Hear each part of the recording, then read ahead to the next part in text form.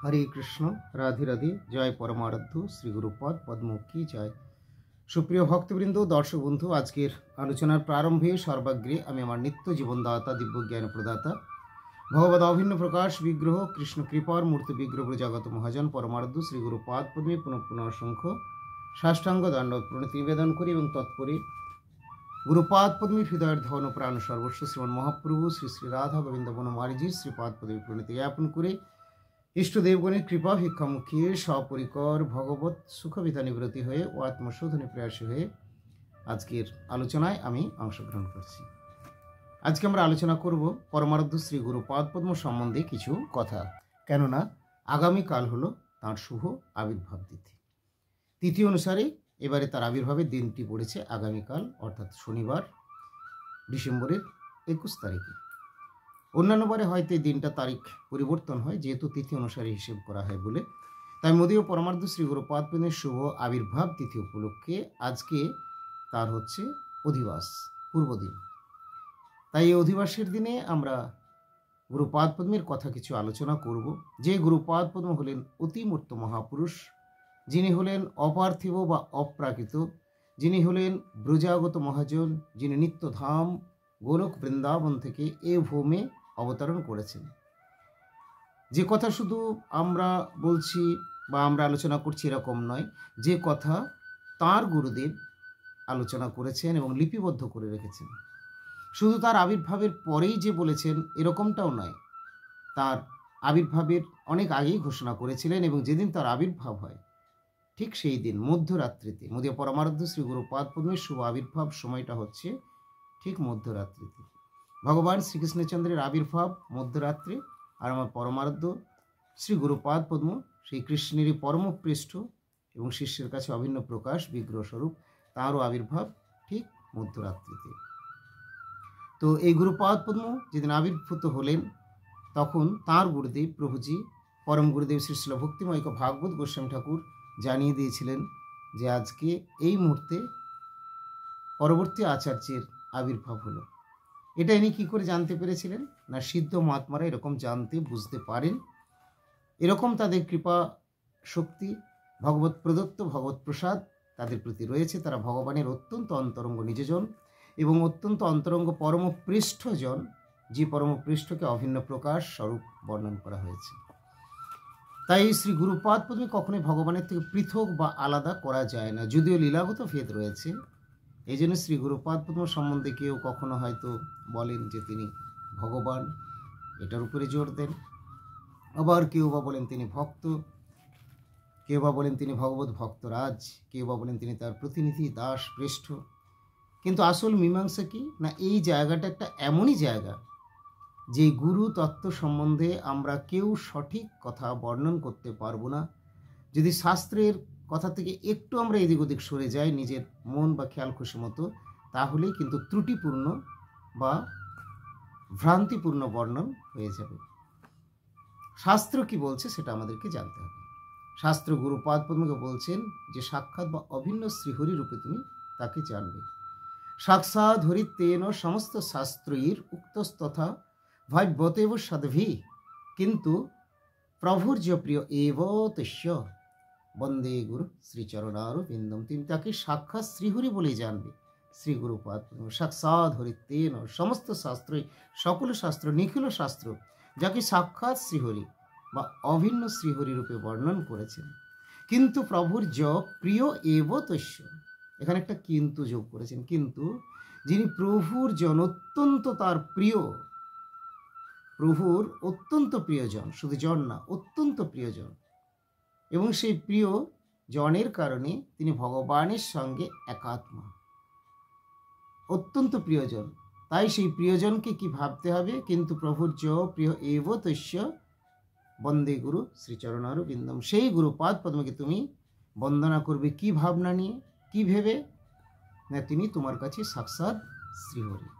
শিষ্যের কাছে শ্রী গুরুপাদ পদ্ম সাক্ষাৎ শ্রীহরি, অভিন্ন শ্রীহরি। কিন্তু বর্তমান দিনে এই কথাগুলো ঠিক সবাই বুঝতে পারছে না, বুঝছে না। ওই জন্য কেউ কেউ আবার গুরুদেবকে হয়তো সাক্ষাৎ শ্রীহরি বলতে গিয়ে এমন বর্ণন করে ফেলছেন যেন স্বয়ং ভগবান। স্বয়ং ভগবান কিন্তু বলা যাবে না। স্বয়ং ভগবানের অর্থ, তার যে ভাব বা শিক্ষা, তার যা ডেফিনেশন, এগুলো কিন্তু আলাদা রয়েছে। স্বয়ং ভগবান শব্দের তাহাতেই সত্তা, কাহাতে না যাহা হইতে অন্যের ভগবত্তা, অর্থাৎ মূল ভগবান যিনি, তাকেই স্বয়ং ভগবান বলা যায়। অবতার গণেরও মূল, তাকে স্বয়ং ভগবান বলা যায়। তাই পৃষ্ঠজন এনারা এমনকি কৃষ্ণ ভগবানকেও, ভগবান শ্রীকৃষ্ণচন্দ্র, সব ভগবানই কিন্তু স্বয়ং ভগবান নন। স্বয়ং ভগবান কৃষ্ণস্থ ভগবান, স্বয়ং সেই ভগবান হচ্ছেন রাধা রমন কৃষ্ণ, নন্দনন্দন কৃষ্ণ, যশোদা দুলাল কৃষ্ণ, বৃন্দাবননাথ বৃন্দাবনচন্দ্র, তিনি হচ্ছেন স্বয়ং ভগবান। তারই লীলা হলো সর্বশ্রেষ্ঠ লীলা, বৃন্দাবনের লীলা। তার পৃষ্ঠজন আসছেন, তাদেরকে দিয়ে যখন কাজ করাচ্ছেন, জগৎ উদ্ধার প্রচারের কাজ, তখন তারা তো এমনি না, তারা ঊর্ধ্ব জগৎ থেকে, বৈকুণ্ঠের থেকে, নিত্যধাম গোলক বৃন্দাবন থেকে আসছেন। যারা পৃষ্ঠায় ভূতলে, যাদের জন্য বলা হচ্ছে, তাদের কথা বলছে, তারা আসছেন। এই আসার সঙ্গে ভগবানের কাছ থেকে, ভগবানের প্রিয়জন, প্রিয় ভক্ত যখন আসছেন, তখন ভগবান বলছেন, বেশ, তুমি চলো, তোমার সাথে আমি আছি। এইভাবেই আমার হৃদয়ে ভগবান আছেন, আপনার হৃদয়ে আছেন, সেরকম তার হৃদয়েও রয়েছেন। কিন্তু সেখানে থাকাটা কি না, সেখানে অভিন্ন বলে ভগবান স্বীকার করে নিয়েছেন। অর্থাৎ যেমন নন্দ যশোদাকে প্রথমে ভগবান পাঠালেন, আবার পরে তাঁদেরই পুত্রত্ব স্বীকার করলেন, সেরকম গুরুকে পাঠান, আর গুরুর অধীনত বা আনুগত্য, অধীনতা স্বীকার করেন। ভগবান নিজেই গুরু রূপে কার্য করেন। এই জন্য ভগবান নিজে বলছেন, জ্ঞানদাতা গুরু রূপে আমি ভগবান। গুরু রূপে যে উপদেশ দিয়ে থাকেন, এটা কে দেন? কৃষ্ণই দেন। জ্ঞানদাতা গুরু রূপে আমি ভগবান, আমিই দিচ্ছি উপদেশগুলো। তাই গুরুকে তুমি কখনো ভুল বুঝবে না। গুরু হলেন সর্বদেবময়, মানে কৃষ্ণময়। কৃষ্ণ কৃষ্ণ ছাড়া কিছু জানেন না। যদি কখনো কোথাও কোনো সদ্গুরুর কথা বলছি, যে কোনো, যদি কখনো সেই সমস্ত মহান্ত মহাপুরুষ যারা, তারা যদি কখনো মিথ্যে কথাও বলে থাকে, তাহলে জানতে হবে যে এটাই হচ্ছে পরম সত্য। কেন না, এর মধ্যে কোনো বিশেষ কারণ বা ভগবানের কোনো লীলা রয়েছে। এ হচ্ছে সদ্গুরু। এই জন্য গুরুরও বিক্রিয়া যদি দেখো কখনো, তথাপি না গুরু নিন্দা করো কদাচিৎ। যদি গুরুদেবের কখনো বিক্রিয়া দেখা যায়, কোনো ভুল ভ্রান্তি কিছু হলো বলে কারো যদি মনে হয়ে থাকে, তাও কিন্তু তুমি গুরু অবজ্ঞা, গুরু নিন্দা করো না। গুরু পাদ পদ্মে যার আছে নিষ্ঠা ভক্তি, জগৎ তারিতে সে ধরে মহাশক্তি। যার গুরুপাদ পদ্মে নিষ্ঠা ভক্তি রয়েছে, কেমন নিষ্ঠা ভক্তি সেটাও আবার বলে দিলেন। কিরকম না, যস্য দেবে পরা ভক্তির যথা দেবে তথা গুরু, তস্যিত কথিতা হ্যর্থা প্রকাশন্তে মহাত্মা। ভগবানের ন্যায়, ভগবান ভগবান আমরা শুনি, ভগবানকে একটু বেশি, তারই মধ্যে একটু মানতে চাই যারা এই পথের আশ্রিত পথিক হয়েছে। কিন্তু গুরুতে যেহেতু মনুষ্যরূপে সামনে দর্শন করছে, এই জন্য একটু মনুষ্য বুদ্ধি তো অল্প স্বল্প থাকেই, যেমনই আমরা যে যাই হই না কেন, এটাও যাতে কোনোভাবেই না থাকে, তার জন্যই বলছেন যে বিন্দু মাত্র সেখানে মূর্ত বুদ্ধি থাকলে হবে না। গুরুপাদ পদ্ম ঈশ্বর, তাকে পরমেশ্বর বললেন না, পরমেশ্বরের জন তিনি, পৃষ্ঠ প্রকাশ, কিন্তু তিনিও ঈশ্বর, তিনি কৃষ্ণের পাঠানো বা পৃষ্ঠ। গুরু ঈশ্বর, কৃষ্ণ পৃষ্ঠ। এই জন্য গুরুতে আপন জ্ঞান জীবের প্রয়োজন। গুরুতে যদি আপন জ্ঞান না হয়, যদি গুরু প্রীতি না হয়, যদি গুরুতে ভালোবাসা না হয়, যদি গুরু সেবা প্রবৃত্তি না জাগে, জীবনেও ভগবত প্রাপ্তি হবে না। ভগবান এই জগতের সম্পত্তি নয়, ভগবান হচ্ছেন কৃষ্ণ হচ্ছেন গুরুর সম্পত্তি। এই জন্য কৃষ্ণ, সে তোমার কৃষ্ণ দিতে পারো, তোমার শকতি আছে। আমি তো কাঙ্গাল, কৃষ্ণ কৃষ্ণ বলি ধাই তব পাছে পাছে। কৃষ্ণকে লাভ করতে হলে এখানে দেখুন কতগুলি জিনিস একসাথে আমরা শিক্ষা পেয়ে যাচ্ছি। প্রথম বিচার বিশ্বাস বোধ থাকা দরকার যে কৃষ্ণ কে দিতে পারেন, শ্রী গুরুদেব দিতে পারেন। গুরুদেবেরই সম্পত্তি কৃষ্ণ।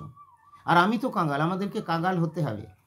শুধু আমরা সোশ্যাল মিডিয়াতে দুটো ছবি নিয়ে পোস্ট করলাম, জয় গুরুদেব, গুরুদেব আমি আপনার জন্য অস্থির, গুরুদেব হে মহাপ্রভু আপনার জন্য অস্থির, বা আমি একটু এডিট করে আমার দু চোখে প্রেমাস্ত্র বয়ে যাচ্ছে, হা গৌর, বা কেউ কৃষ্ণের মতো এমনি করে দাঁড়িয়ে আমরা বাঁশি নিয়ে একটা ফেসবুকে পোস্ট করে দিলাম, আমি কৃষ্ণ হয়ে গেলাম। এই সমস্ত ভাবনাগুলোর দ্বারা আমাদের কিন্তু কৃষ্ণ ভক্তি লাভ হবে না। বর্তমান দিনে সোশ্যাল মিডিয়া হওয়ার জন্য সবাই দেখবেন অধিকাংশ, অনেক ক্ষেত্রে আমরা দেখছি গোপাল নিয়ে ঘুরছেন, গোপালের বিগ্রহ, গোপালের আলেখ্য। इसमें क्या होता है भक्ति कम हो जाता है। भक्ति देवी का चरणों में अपराध बन जाता है। ये साधारण लोग को पता नहीं होगा। ये जो गौड़िया वैष्णव होते हैं, हमारी ये वाणी, ये बात उन्हीं को पता होगा, क्योंकि ये वाणी उनसे ही हमें मिला है। परम्परा धारा ছিল প্রভুপাদ বলছেন যে এই ভক্তিটা বাহ্যিক লোক দেখানোর জন্য নয়। আমাদের তো বিগ্রহ অনুমোদনই করেন না শ্রী গুরুপাদ পদ্ম। ঘরে ঘরে ঘরে ঘরে বিগ্রহ সেবা পূজা না। খুব বেশি চাইলে তোমরা গুরু গৌরাঙ্গের, রাধা বনমালীর আলেখ্য সেবা করবে। আলেখ্য সেবার জন্য কিছু হালকা নিয়ম আছে, বিগ্রহ সেবার ক্ষেত্রে কঠিন নিয়ম আছে। তাই ঘরে ঘরে বিগ্রহ সেবা, 4 বার ভোগ, 3 বার আরতি, এই সমস্ত ঘরে সম্ভব নয়। আজকে আপনি করছেন, তো আগামী দিনে আপনার পুত্র বা নাতি, প্রপুত্র ইত্যাদি তারা কিন্তু নাও করতে পারে, বাধা সৃষ্টি হতে পারে। আপনি নিজেও অসুস্থ হয়ে পড়লে সেবা বন্ধ হয়ে যাবে। এই জন্য শ্রী গুরুদেব বারবার বলেন, গৃহে ভগবানের বিগ্রহ সেবা করার দরকার নেই। তাহলে কি পুজো করবো না? পুজো অর্চন শ্রেষ্ঠ পূজারী, সমস্ত দায় দায়িত্ব নিয়ে যিনি করছেন তিনি হলেন শ্রী গুরুপাদ। তাই পুজো অর্চন, ভোগ রাগ, সেবা ভক্তরা, গৃহস্থ ভক্তরা কি করবেন? বিশেষ করে আমার গুরুপাদ পদ্মের বা পরম গুরুদেব তথা প্রভু পাদের যা শিক্ষা নিয়ে আমরা প্রসাদ প্রাপ্ত হয়ে যায়, আপনাদেরকে বলছি সেই কথা অনুসারে কি না, গৃহে চিত্রপট বা আলেখ্য রেখে সেবা করুন। সেখানে অল্প বিস্তর যদি এদিক ওদিক হয়ে যায়, কম বেশি সেবা ত্রুটি ইত্যাদি, তাহলেও ভগবান সেটা সেভাবে অতটা ধরেন না। কিন্তু শ্রীবিগ্রহ সেবা নিয়ে ছিনেমিনে খেলা যাবে না। তো জগৎগুরু শ্রীল প্রভুপাদ আমাদেরকে বিভিন্নভাবে ভক্তির ঐকান্তিকতা শিখিয়েছেন। আজকে আমরা এরকম করতে যাব না। প্রভুপাদের তিরোভাব তিথি গেল, প্রভুপাদের তিরোভাব তিথি গতকাল। কে প্রভুপাদ? ভক্তি সিদ্ধান্ত সরস্বতী গোস্বামী প্রভুপাদ। আমাকে বলছিলেন, মহারাজ ইস্কনের প্রভুরা প্রভুপাদকে সরস্বতী ঠাকুর বলেন আর তাদের গুরুদেবকে প্রভুপাদ বলেন। আমি বললাম, না, সেটা হয়তো নয়। আসলে মূল প্রভুপাদ তো হচ্ছেন সরস্বতী গোস্বামী প্রভুপাদ। তার আগে আর গৌড়ীয়দের মধ্যে কেউ প্রভুপাদ সম্বোধিত হতেন না। তো এই প্রভুপাদ শব্দটা এটা সবাই জানেন, গৌড়ীয় ইস্কন সকলেই জানেন যে মূল প্রভুপাদ বলতে ভক্তি সিদ্ধান্ত সরস্বতী গোস্বামী ঠাকুর। তাকে ঠাকুরও বলা যাবে এবং প্রভুপাদও বলা হয়। তারপরে তার প্রশিষ্য অনেকেই রয়েছেন, এসেছেন, আসছেন এখনও। তো এদের মধ্যে অবশ্য পরবর্তী সময় আর কাউকে প্রভুপাদ এমনি কেউ বলেন না। তবে ইস্কন তাদের গুরুদেবকে, ফাউন্ডার প্রেসিডেন্ট আচার্য পূজ্যপাদ ছিল এসি ভক্তিবেদান্ত স্বামী মহারাজকে অবশ্য প্রভুপাদ তারা বলেন। এবং তার ফলে বলতে বলতে এখন মূল প্রভুপাদের কথাটা নাকি তাদের মুখ থেকে হয়তো একটু কমে যাচ্ছে বলছেন। তবে আমি সেরকম কিছু অবশ্য লক্ষ্য করিনি। যাই হোক, আমরা প্রভুপাদের কথা বললেই যেহেতু অনেক সাধারণ শ্রোতারা থাকে, তাই আমরা জানিয়ে দিই যে প্রথম প্রভুপাদ গৌড়ীয়দের কিন্তু হচ্ছেন ভক্তি সিদ্ধান্ত সরস্বতী গোস্বামী প্রভুপাদ। তারপরে তার অধস্তন গৌড়ীয় ইস্কন তারা হয়েছেন ইত্যাদি ইত্যাদি। তো যাই হোক, যে কথা বলছিলাম, মূল প্রভুপাদ ইনি কত বড় গুরুনিষ্ঠ, কেমন গুরুনিষ্ঠ ছিলেন দেখুন। এত সুন্দরভাবে বললেন যে শ্রী গুরুতত্ত্ব সম্বন্ধে। শ্রী গুরুদেব সাক্ষাৎ ভগবান, কিন্তু তাই বলে তিনি রাসবিহারী নন, ভোক্তা ভগবান নন। দেখুন কত সুন্দরভাবে বুঝিয়ে দিয়েছেন। তার মানে তিনি ভগবান থেকে কোনো অংশেই কম নন। কম তো দূরের কথা, ভগবানের চেয়েও বড় বস্তু। কিভাবে বড়, এগুলো আমাদেরকে বুঝতে হবে। এগুলো শুধু বই পড়ে, লেখা পড়ে বা কারো পাঠ কীর্তন সবসময় শুনেও বোঝা যাবে না যদি আমাদের আচরণ না থাকে। গুরুর কাছে বসে থেকেও দিব্যজ্ঞান লাভ হবে না যদি আমাদের আচরণ না থাকে। কেন না, গুরু বাহ্যিক যে রূপটা ধারণ করেছেন, এই রূপটা বা এই যে মনুষ্য রূপ বা মানুষ রূপে রয়েছেন, এটাই তার সম্পূর্ণতা বা সব কিছু নয়। তার ভিতরে লুকায়িত রয়েছে। কেন তিনি লুকিয়ে রেখেছেন? কেন সর্বত্র তিনি সবসময় প্রকাশ করছেন না? না, যেহেতু শাস্ত্রের নিষেধ রয়েছে যে সর্বত্র প্রকাশ করবে না বা শ্রদ্ধাহীন জনদেরকে উপদেশ দেবে না, তাই প্রয়োজনে বঞ্চনার জন্য এক এক রকম রূপ তারা ধারণ করেন। আবার সেরকম সঙ্গী লোক যখন পেয়ে যান, তখন পুরোটাই তাদের প্রকাশ পেয়ে যায়। তখন বোঝা যায় শ্রী গুরুপাদ পদ্ম রাধারানীর অত্যন্ত অন্তরঙ্গ নিজজন। তিনি একটা কেবলমাত্র পুরুষ দেহ মাত্র নন, তার স্বরূপটাও তখন বোঝার সৌভাগ্য হয়। গদাধর পণ্ডিত মশাইয়ের তিনি হলেন রাধারানীর অবতার।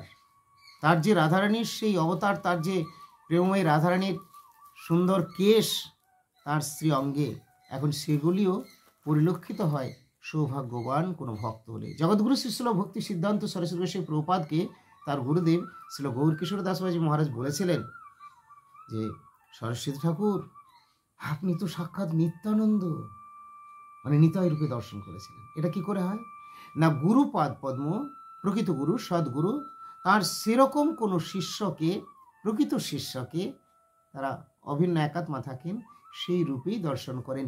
গুরু কখনো শিষ্যকে শিষ্য হিসেবে দেখে না, প্রকৃত শিষ্য যদি হয়ে থাকে তাহলে গুরু হিসেবেই দর্শন হয়ে যায়। তাই প্রভুপাদের প্রতি আর নিত্যানন্দ হয়তো কৃপাপূর্বক তার মধ্যে অভিনত্ব প্রদর্শন করেছিলেন, কিছু একটা হবে। তাই এরকম আছে প্রকৃত গুরু শিষ্যের সম্পর্ক। জগৎগুরু ছিল প্রভুপাদ গ্রাসে ভোজন করতেন চাতুর্মাস্যর সময়, ব্রতকালীন। এখন হয়তো কেউ কেউ আমরা কার্তিক ব্রতের সময় করবার চেষ্টা করি না, আমাদের মধ্যে এগুলো করাটা একেবারে অনাবশ্যক, অনুচিত। এতে আমাদের মহতের চরণ অপরাধ হবে। আমাদের যেটুকু করার সেইটুকুই করতে হবে।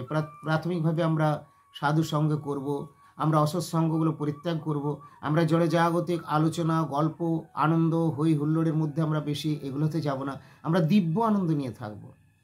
দিন রাত যদি আপনার সোশ্যাল মিডিয়াতে, ফেসবুক, ফোন, অনলাইনের মধ্যে কেটে যায়, আপনি কতটুকু ভজন করার সময় পাবেন বলুন? যার জন্য এগুলো দিন রাত নয়, 2-5 মিনিট বর্তমান দিনে তার ফাংশন রয়েছে, 2-5 মিনিট নিশ্চয়ই দেখুন, যেখানে যেটা দরকার সেগুলো নিজের কাজে লাগান, ভালো জীবন তৈরি করুন। খারাপ জিনিসও আছে, ভালো জিনিসও আছে, ভালো জিনিস গ্রহণ করুন, গ্রন্থ কিছুটা অনুশীলন করুন, নির্বন্ধ হরিনাম করুন, দীক্ষিত অদীক্ষিত প্রত্যেকেই, কেননা কলিযুগ ধর্ম হরিনাম। সাধু সন্ত গুরু বৈষ্ণব স্মরণ করুন, কেননা গুরু বৈষ্ণবের কৃপা না হলে কখনোই ভক্তি বা ভগবত প্রাপ্তি হবে না। তাই এইভাবে ভক্তির পথে চলুন। মোদীয় পরমার্থ শ্রী গুরুপাদ পদ্ম ব্রজাগত মহাজন তার আবির্ভাবের সময় পরম গুরুদেব জানিয়ে দিলেন যে আজকে আবির্ভাব হয়ে গেল, এবং তার সম্বন্ধে লিখে দিয়ে গেছেন। 7 বছর বয়সে তার উপনয়ন হয় মোদীয় পরমার্থ শ্রী গুরুপাদ পদ্মের, এবং উপনয়ন পর থেকে তিনি পুরোপুরি আশ্রমে থেকেছেন। কখনোই তিনি পূর্বাশ্রমের কথা নয়নে, মনে, স্মরণে কোথাও কোনোভাবেই প্রকাশ করেননি। পরন্তু পূর্বাশ্রমেও পিতা এসেছিলেন, তিনিও পরে সন্ন্যাস নিয়েছিলেন, যদিও পূজ্যপাদ ছিল দামোদর মহারাজ নাম হয়েছিল। তো পূর্ব নাম ছিল অজিত কুমার রায় চৌধুরী। ব্রাহ্মণ কুলেই গুরুপাদ পদ্মের আবির্ভাব হয়েছে। তো এখন তিনি এসেছেন, তিনিও প্রভুজির পরম গুরুদেবের আশ্রিত ছিলেন। তো সেখানে পুত্র হয়তো ছোট, যতই হোক পিতা মাতা তো একটু তো মনে কিছু হবেই, যদিও তার আগে থেকে জানতেন যে আমার পুত্র মাত্র নয়, এ মহাপুরুষ। কেন না, স্বপ্নেই নারদমুনি দর্শন দিয়ে জানিয়ে দিয়ে গেছিলেন বাস্তব সত্য কথা। তো তারপরে এখন শ্রী গুরুপাদ পদ্মের কে যখন রেখে দিয়ে যাচ্ছেন, হয়তো ভাগবত আশ্রম থেকে, চিনপাই ভাগবত আশ্রম আছে আমার পরম গুরুদেবের প্রতিষ্ঠিত প্রথম মঠ গৌড়ীয় সমিতির। তো এখানে এরপরে যাওয়ার সময় হয়তো ইচ্ছে তো হবে যে ছেলেকে একটু দেখি বা ছেড়ে যাচ্ছি, যতই শুনুন, যতই বুঝুন, জানুন, একটু তো হবেই। তো তখন কিন্তু আমার শ্রী গুরুপাদ পদ্ম শৈশব,